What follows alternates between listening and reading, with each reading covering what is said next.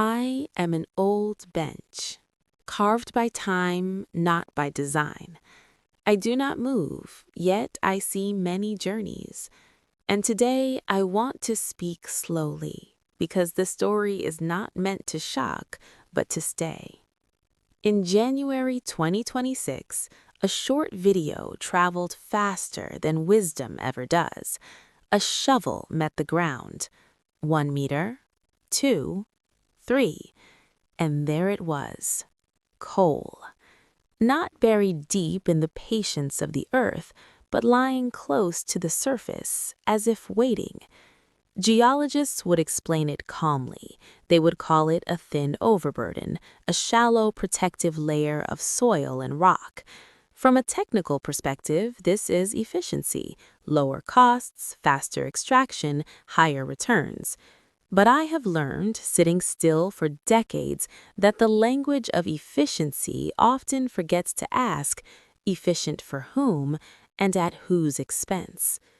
The earth is not just a container of resources, it is a memory.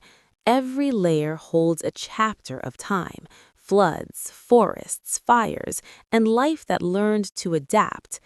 When humans dig, they are not just extracting coal, they are interrupting a story older than civilization. The internet reacted quickly, but not with pride. Instead of celebration, there was discomfort, a quiet collective unease. People did not say, "Look how lucky we are." They said, "Why does this feel wrong?" Because when something valuable is too easy to take, it rarely remains valuable for long. Kalimantan is not an empty land. It is not a blank map waiting for industry. It is a living system.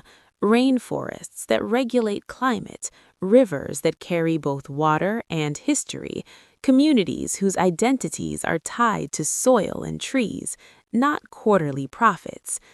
And people remember Sumatra. Memory is powerful. It turns observation into caution.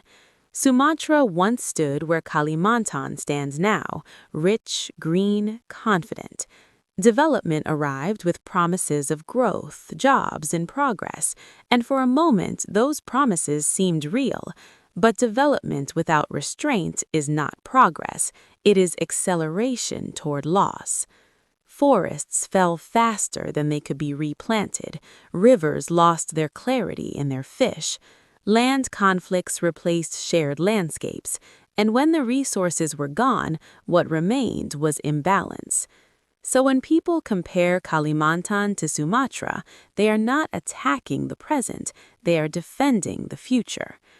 An old bench understands patterns. Humans believe each generation is unique. The earth knows better. Shallow coal is not a blessing, it is a test of governance, a test of restraint, a test of whether lessons paid with suffering were actually learned. Mining itself is not evil. The problem lies in speed without reflection, scale without limits, and profit without accountability. When coal is close to the surface, destruction does not need sophistication, it only needs permission. That is why so many voices called for strict supervision, not symbolic laws, not statements for the press, but real oversight that asks difficult questions. How much land will be opened? How will water be protected? Who bears the risk when ecosystems collapse? And who is responsible when the damage outlives the permits?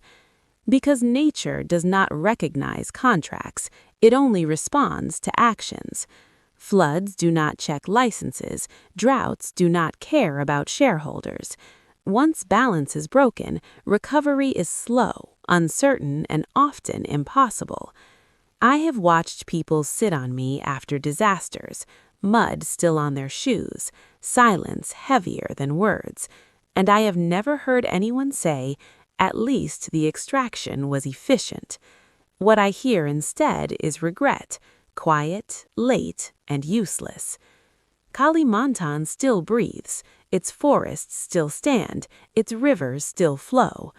This moment, this viral video, this shallow coal, is not destiny, it is a pause, a chance to choose differently, to value restraint over speed, to see land not as a shortcut to wealth, but as a responsibility borrowed from the future.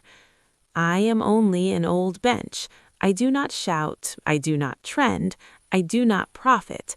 I remain where I am, watching humans decide whether they will repeat history or finally listen to it. Because the earth is patient, but it is not infinite. And when it finally speaks back, it will not use words.